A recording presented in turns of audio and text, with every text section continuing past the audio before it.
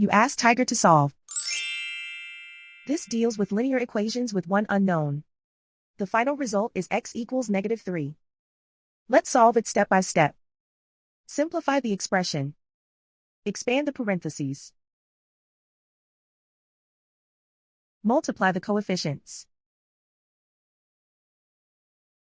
Simplify the arithmetic.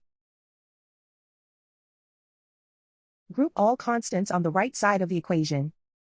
Add 3 to both sides. Simplify the arithmetic.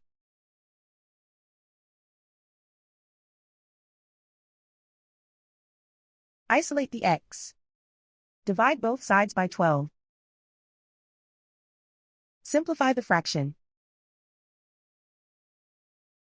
Find the greatest common factor of the numerator and denominator. Factor out and cancel the greatest common factor.